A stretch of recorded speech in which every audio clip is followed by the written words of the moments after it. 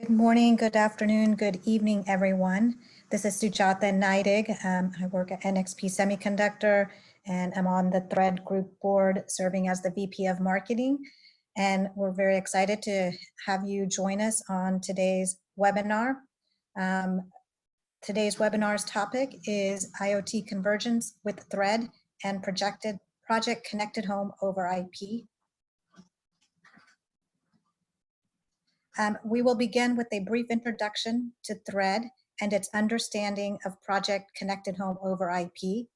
We will then begin a panel session format where our expert panelists will discuss the high-level vision behind using Project Chip over Thread networks, then dig deeper into some technical details, and finally cover some of the questions that we frequently hear from product developers.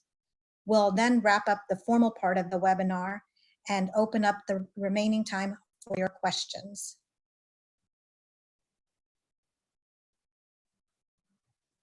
Please note that this webinar is being recorded and will be available to you on the Thread Group website. Your microphones are muted for the entire webinar. If you have a question for our panelists, please post it in the Q&A window at the bottom of your screen at any time during the webinar. We will be reading the questions and addressing them during the audience interactive Q&A section. Now I'd like to introduce our moderator, Bill Curtis. Bill Curtis is the analyst in residence covering IoT for more insights and strategy. Prior to that, Bill led ARM's IoT strategy for many years and is a founder board member of the Thread Group. Before ARM, Bill was a senior fellow at AMD and CTO of Dell's consumer division. Bill, I'll turn it over to you now. Thanks, Sujata, and thanks everybody for joining us today. We hope this will be a lively discussion, and please do post your questions. We'll answer all we can, and reach out to me personally if you want to afterwards, and we'll see that you get the rest of the answers. So let's start by asking our panelists to introduce themselves. So let's go alphabetically, left to right on your screen. Stuart, will you get us going here? Hi, good morning, everybody. My name is Stuart Cheshire. I'm a distinguished engineer at Apple working on networking, and I am Apple's representative on the Thread board. Good morning, my name is Grant Erickson. I am president of the Thread Group and Google's board of director representative for the Thread Group. In addition, I'm a principal software engineer at Google working in the Nest business unit. Yeah, good morning, good afternoon. My name is Arnold Wrapup. I'm the standards director of the lighting company Osram, and I also represent Osram at the Thread board. Hello together, my name is Klaus Wächter. I'm working for Siemens as a standardization manager, and yeah, as the others, I'm representing Siemens at the Thread board. Hi, I'm Jean-Michel Orsat from Somfy. Within my company, I'm director for systems and solutions of connectivity, and I've been involved within Thread from the beginning in 2014, sorry. Good day, everyone. I'm Kevin Kraus. I'm Director of Technology and Partner Integration Support for ASSA ABLOY's residential group, which consists of both Yale and August devices. I'm also the treasurer of the Thread Group and one of the original founding members representing Yale. Thanks, Kevin, and thanks to the whole panel. We don't have much time, so let's kick off right away here. You know, it's big news when technology companies come together to address really tough problems. And problems just really don't get much tougher than IoT interoperability. And by that, I mean, consumers want any device to work with any application over any network. And even though as an industry, we've worked on this for many years, this goal of plug and play still seems a long way off. So let's start here. Grant, can you break this down for us and explain how the combination of Thread and Project Connected Home over IP, that's quite a mouthful, gets us closer to plug and play? Absolutely. So let's start that journey on describing for the audience, for those who might not be familiar, a little bit about what Thread is and where it is going to fit in the overall puzzle that is the connected home. When we started Thread, as Jean-Michel said, some 6 or 7 years ago, we knew that the industry was eventually going to converge on IP. And so we knew that we needed to create a low power, secure, and future-proof mesh networking technology for IoT that would ultimately recognize that convergence point around IP in the industry. And so first and foremost, Thread is built for IoT devices that allow you to, again, securely and reliably connect products both in homes and beyond, in buildings in the commercial space that are principally low power. Of course, Thread was built from the outset with security in mind. There is no such thing as an insecure Thread network, and so it provides built-in security that encrypts every transaction that's happening at the network layer, as well as ensuring that as devices are added to and removed from the network, that those operations are secure as well. As we've already talked about, low energy coin cell battery style devices was a design center from the outset. We've based Thread on the very power efficient IEEE 802.15.4 Mac and Phi. And those of you, of course, that are familiar with Zigbee Pro and Zigbee 3, that same underlying Mac Phi is the underpinning for Zigbee as well. So there's a common heritage there. As I mentioned, there really was an early recognition that the future of convergence in networking overall, both in the enterprise and IT, and in the future in operational technology and IoT, was going to be IP, and in particular IPv6. And so we've based Thread on the IPv6 networking protocol. It's been pervasive in the growth of the internet, and this provides seamless end-to-end, or at least enables seamless end-to-end device-to-device, device-to-cloud, and device-to-mobile connections.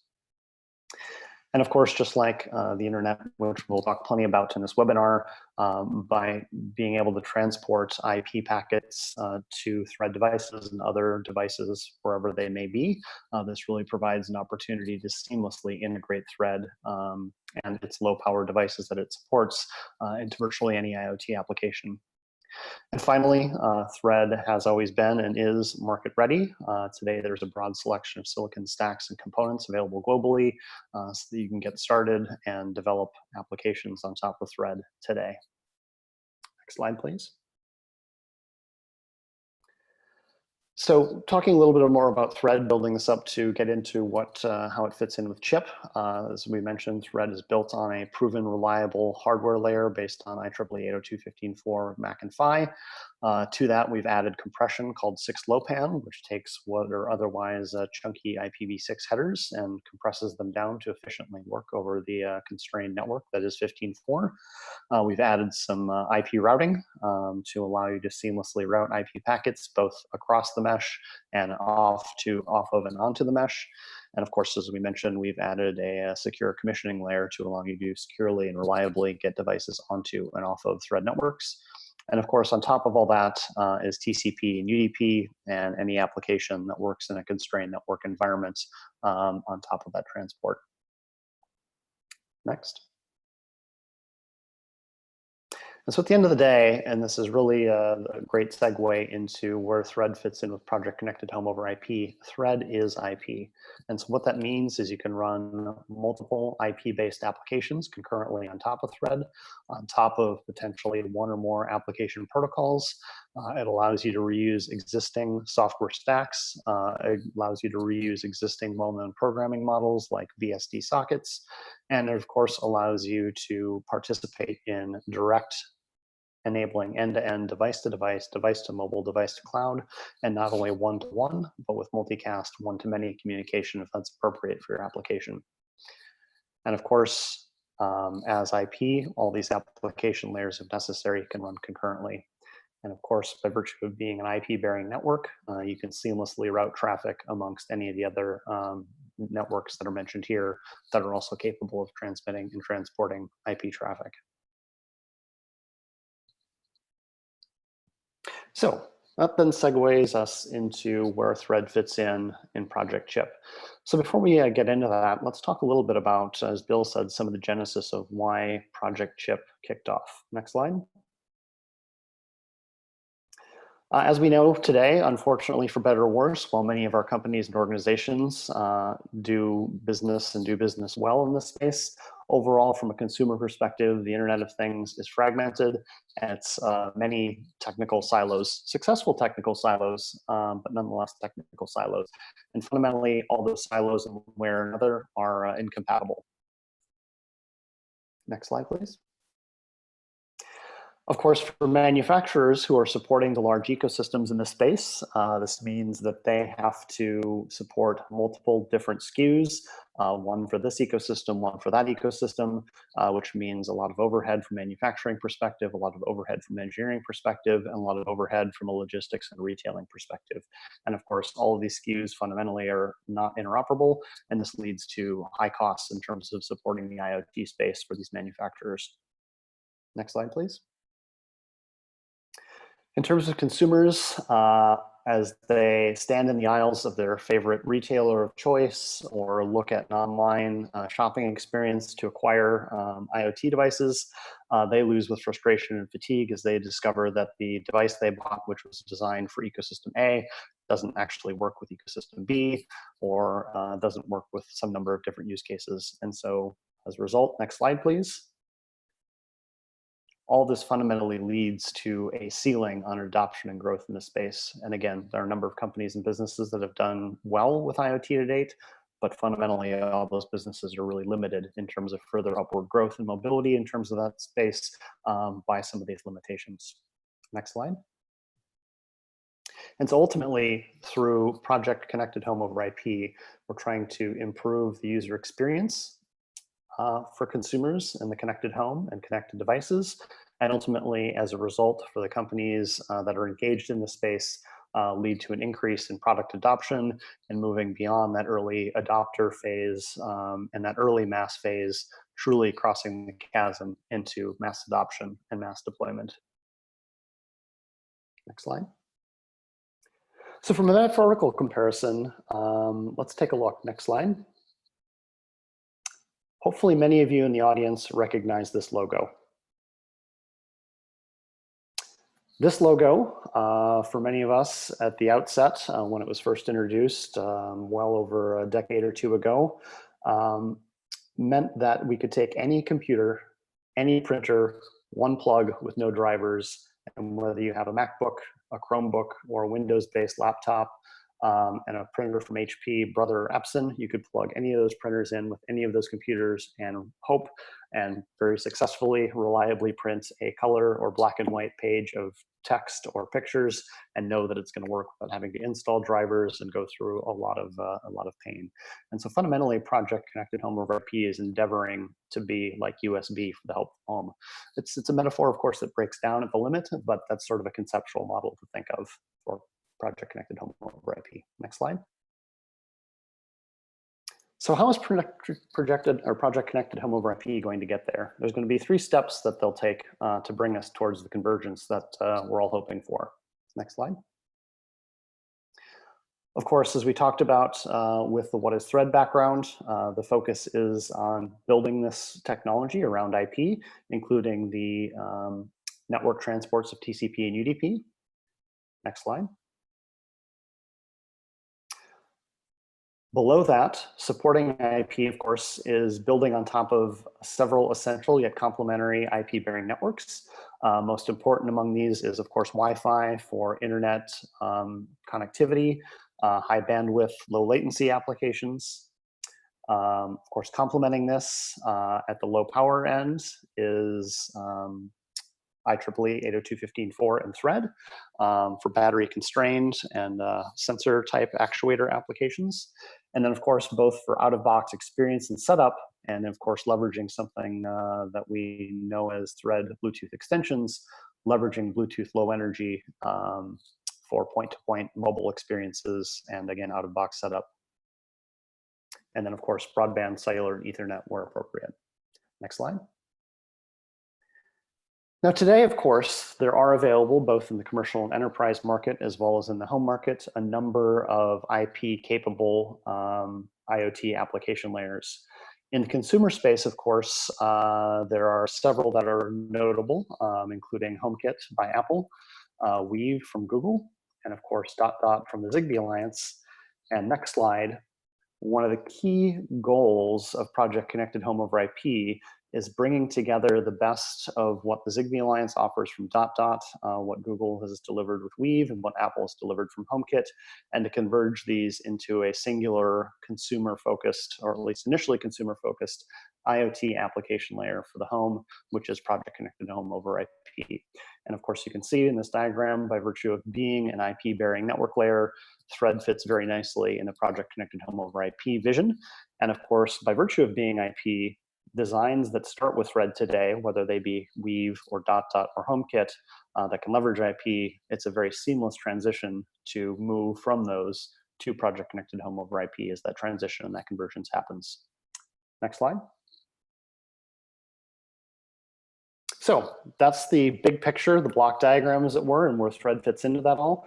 I'd like to now hand it back over to Bill for our Q&A with our panelists. Thanks for that great info, Grant, introduction, Grant.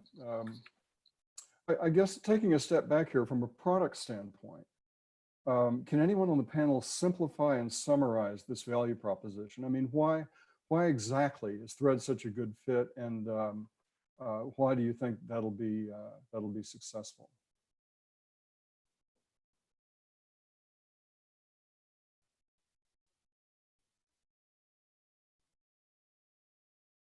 Let me have a go at that. This is Stuart. Chip is an IP-based technology, so it needs IP lower layers. Wi-Fi is very popular, but Wi-Fi just takes a little bit too much power for battery-powered devices. Unless you want to be swapping the batteries every couple of weeks, then we need something lower power. And that's where Thread fits in. A lower speed than Wi-Fi, certainly. So you may not want to do live video streaming over Thread, but for many of the other connected home use cases, Thread provides the throughput we need at a battery life that can last for years. So a mix of Wi-Fi and Thread provides the IP capabilities depending on the home accessory you're making. May I also add something? So Thread's goal is, of course, to support any application protocol that has an interest in Thread. So this applies to Chip as well, as Grant has already shown for KNX, IoT, or OCF, or others. So the advantage, especially if you want to connect small battery-powered devices via IP, are obvious. So low power consumption and a robust self-healing network is what you need in that case.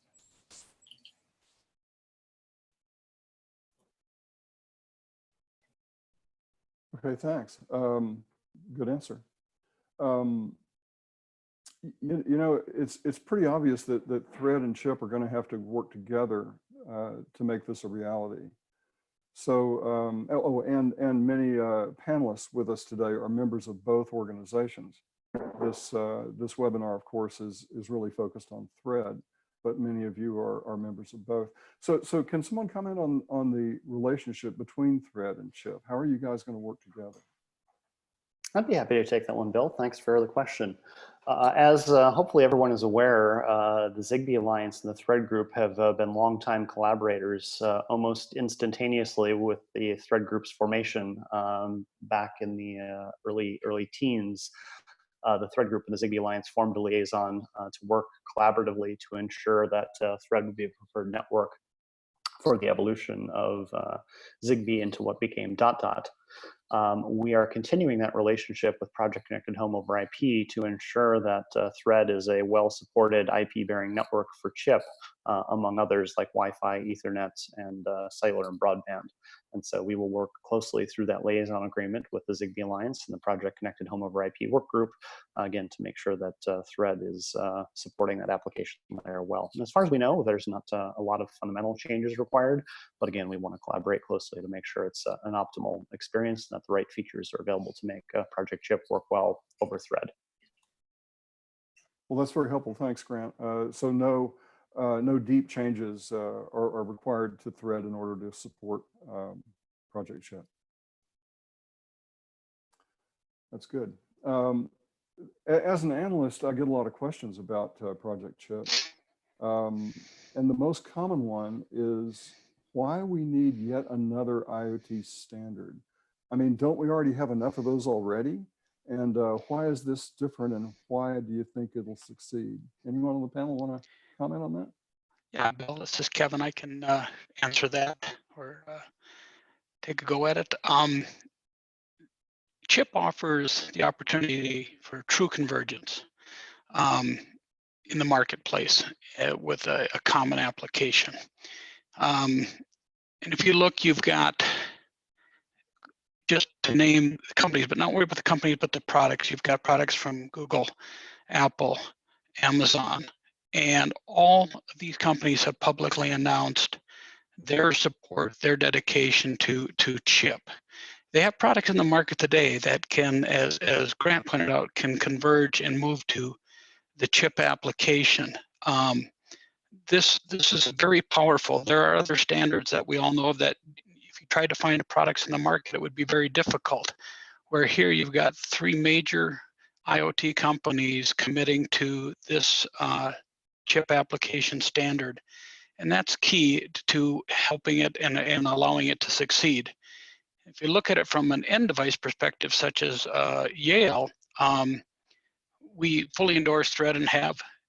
If things stayed separate, there would be a potential to support these 3 companies. I might have to make the same product running 3 different applications, but with chip, I make a product.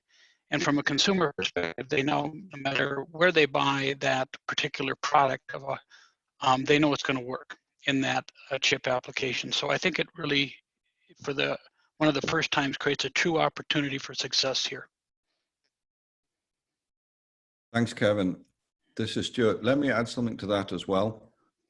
Kevin listed a bunch of big name companies, but we shouldn't focus too much on that there are lots of other big companies in the world as well. The thing that I think is significant about this is Apple has the current HomeKit product line. Google has the Works with Nest products. Amazon has Works with Alexa. These are all products. You can go out to your favorite hardware store and buy these today and bring them home and use them. So the participants here all have a track record of shipping products for many years now. But I think what all the participants have realized, as Grant said to start with, the market is limited. And one example that comes to my mind is a builder building a new house today is never going to put HomeKit light switches in because the people buying the house might not be iPhone users. So nobody wants to build that in. Same thing with an apartment complex. The tenants renting the apartment might not be iPhone users. So we are all stuck in a market with small overall market size. Compare that with power outlets. No builder would build a house that doesn't have power outlets because they couldn't sell it, because the cost of retrofitting electrical wiring in a house after it's built is prohibitive. If Project Chip is successful and all of the existing systems that are working today add support for chip accessories, I think in 5-10 years time, you won't find a builder building a house without chip light switches, because the marginal cost of putting them in at construction time is virtually zero. And the opportunity cost of not doing it is huge. People will expect chip light switches just like they expect power outlets in every room today. Thank you, Kevin and Stuart. Great answers. Stuart, may I follow up on this a little bit? So one of the advantages of a closed ecosystem, that is one company making lots of devices and marketing them together, is that they all do tend to work pretty well together and provide a good user experience. So will chip over thread simplify things for consumers, or will it just add to the complexity?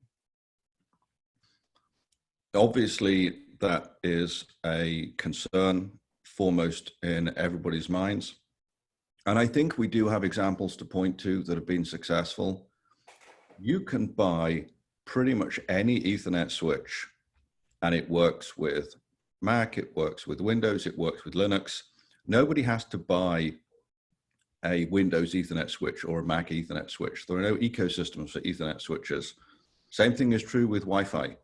There isn't Android Wi-Fi and iPhone Wi-Fi. You can buy any Wi-Fi access point, and it's very rare to have problems. And that's a remarkable achievement when you consider how complicated Wi-Fi has become these days with 11B, G, N, AC, AX. It's a really complicated technology. And yet the industry has managed to create an extraordinary level of compatibility. And CHIP is working with the same goal in mind, that these things should be as robust as Ethernet and Wi-Fi are today. Yeah, that's. I look forward to the day when I can buy a Wi-Fi router that supports Thread and Bluetooth and everything else that I need to connect all my things. Let's assume we can do that. What are the other specific consumer benefits? I mean, as an end user, looking from an end user point of view, will consumers really care about this? Will they know about it? Or is this just too much detail, and will they fall back to just simply buying brands that they know? Will they care, I guess, is the question. I can take it, Jean-Michel speaking. And I would say that Stuart has partially addressed that point.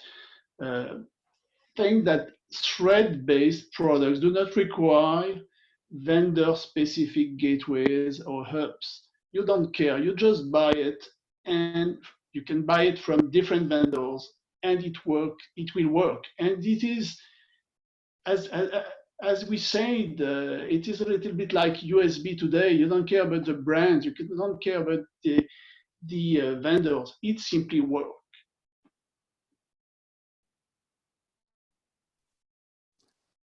One final thing in this section where we're talking about the big picture vision of Thread and Project CHIP. Thread supports both consumer and commercial markets. But how about CHIP? Are there any plans to extend CHIP beyond residential applications? Yeah, this is Arnaud. Let me try answer this. So, I mean, the choice of using IP in Project CHIP is also potentially a big value for the commercial space. It brings the benefits and fulfills the needs of deployment across different networking technologies in the building, allowing coexistence of different ecosystems and application layers, which will probably continue to exist in commercial buildings for quite some time. So that's potentially a big value. Of course, Project CHIP starts in the home and smart home space first.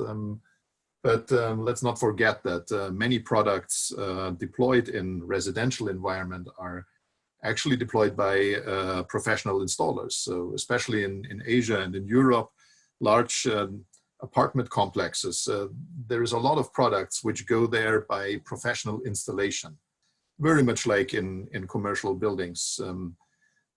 Stuart had the example of plugs and light switches and switches in general. These things usually go in by professional installers. So it is not so far away from how a commercial building works. And I would make an assumption if CHIP serves that market well, which I assume that many of these products will also immediately be useful for the commercial space. And on the basis of IP, I mean, it could even extend into very complex commercial installations. Yeah, that's very reassuring that you're already starting to think about applications beyond just residential, because in many cases we need the volume. In other words, it's better to think about a connected light switch as just a connected light switch, regardless of what market it's being sold into. That's not always possible, but that'd be a good thing. Let's transition now to look at more of the technical details underneath this combination of Project CHIP and Thread. Does Thread need to change anything in order to support chip? I mean, Thread's an IP network. We've already established that. Chip can use it, but there's a lot of details about how you commission new devices, how you manage them, that sort of thing. Does Thread really need to change anything? And I'm asking that question from the standpoint of a product developer. If you already have a Thread-enabled 802.15.4 product, can it just automatically support chip? Yeah, maybe let me also take that question. I mean, Thread is IP and chip is IP. So Thread and IP in general is agnostic to the application. So theoretically, it should immediately work, and no changes are necessary on the present Thread to make a chip working. Of course, there's also things which need to be considered. So chip will make its decisions on how onboarding works, and these things, of course, have to be carefully looked at, and can only motivate people to join that. We also can see from public announcements that chip made a selection to also use the certain extensions of Thread 1.2, which is work in progress in certification. So there's interesting work in relationship with chip to be done, but there's no reason to believe that a large change would be necessary, because that's really what IP enables. It is application agnostic, and it should allow chip to immediately work, and it should also allow coexistence of multiple IP capable application layers next to chip, which is really a key in the commercial space, and maybe also in the residential space for some time. Yeah, that's a great answer there. Thank you, Arnold. But from a product development standpoint, what about certification? I mean, if I'm making a Thread product, I have to send it through Thread certification. Would I have to do the same thing for chip? Is there any way to combine them? Anybody care to comment about that? Yeah, I'm happy to take that one, Bill. Today, of course, as many out there in the audience might be aware of, Thread has a robust certification program leveraging test labs throughout the world in various geographies. Many of those same test labs are labs that are already supporting other IoT technologies like Wi-Fi or Bluetooth or, in fact, Zigbee. We intend, I think, with Project Chip to leverage a lot of those same test houses, because they have a lot of experience, again, with HomeKit, with Zigbee, with Thread. And so it's reasonable to assume that customers will be able to effectively do one-stop shopping at these test labs that are already supporting technologies like Thread, Zigbee, and HomeKit and others, and sort of tick the boxes and say, hey, I'm doing a chip plus Thread device, and basically be able to get that certification all in one place. And again, because chip is specifying specific combinations of the chip application layer plus one or more connectivity technologies, that kind of vertical integration and test house leveraging just makes a lot of sense, and again, makes it convenient for product developers who want to get across the market quickly and with minimum of overhead. Got it, thanks. One final technical question, and it's again one of these short list questions that I get from product or device developers all the time. Everybody's always concerned about code size, how much flash, how much RAM, because many of these IoT devices are extremely constrained to the point where it's really difficult to fit all the code in there. So is chip going to have an impact on the system requirements for IoT devices? Yeah, Bill, this is Kevin. I can take that one. Thread is already low power. It is designed to run on SoCs, and there's many devices like door locks that are battery operated and require an SoC, and you can get the silicon from numerous providers. So Thread already meets that low power, small size requirement. In regard to chip, those technical details are being formed, and they'll be available and will come from the Zigbee Alliance, which is, of course, the host for chip.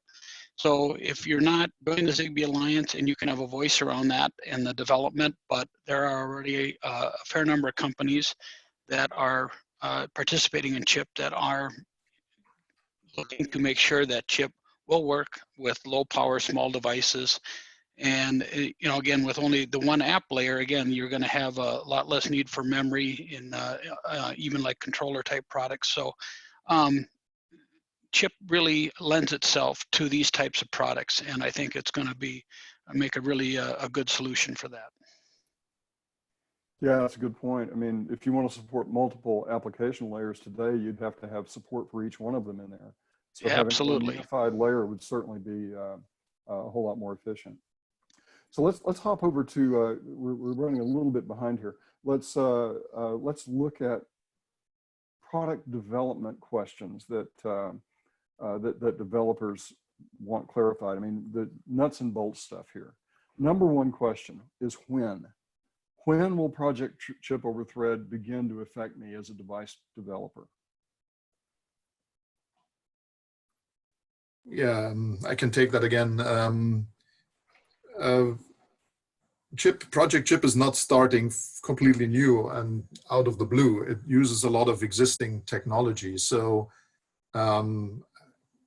Thread is basically available now. If you want to familiarize yourself as a developer with IP on low power network works, then basically you can do this now, or I suggest doing this now.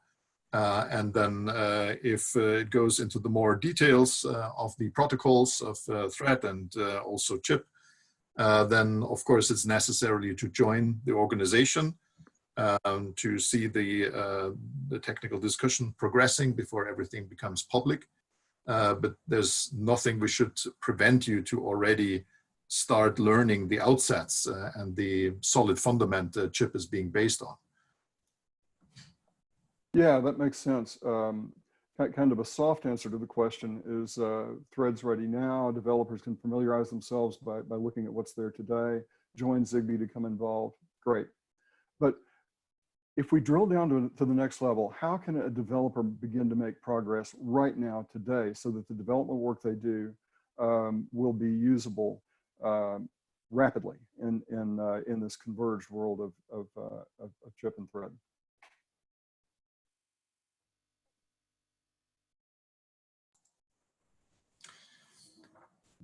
Yeah, again, I mean, there is already a solid basis available. There's SDKs available. People can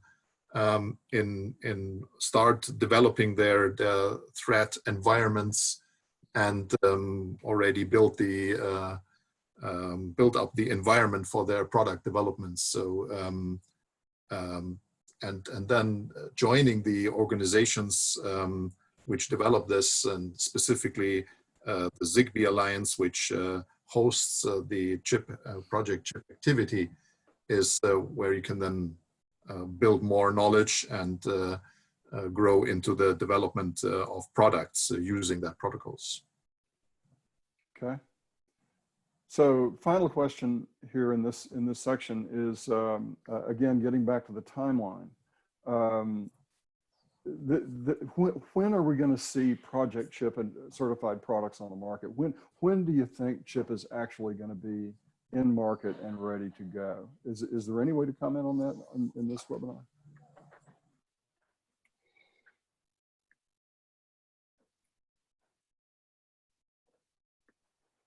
Yeah, I'm happy to take that one, Bill. Of course, the goal was publicized at the launch of Project Chip was having a specification available at the end of 2020. And certainly companies and efforts are moving well along to meet that goal. As is always the case, adoption and ramping production and productization will happen sometime after that. So it's reasonable to expect, sometime in 2021 that we'll see products based on Chip.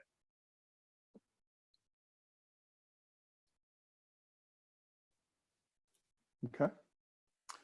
So with that, let's wrap up this part of the webinar and then get to the questions that have come in from our audience. Looks like there's about 32 of them queued up out there right now. So, Sujata, you want to summarize things for us? Thank you. Sure. Thank you, Bill, and all of the panelists for your honest and open discussion. As next steps, we want to encourage you to learn more and get started with Thread. Thread is available today and can be deployed now. This webinar will be recorded and posted on our website. Also on our website, you can get access to many resources and information related to smart home or commercial building use cases, how to get started as a developer, example case studies, and then many different white papers and videos, webinars that are available on threadgroup.org. Again, like I said, Thread is available today to start working with, to learn more or become involved in the Thread group activities. We encourage you to join Thread group and at the very least connect with us through our social media channels on LinkedIn, Twitter, YouTube, and our blog, as well as WeChat.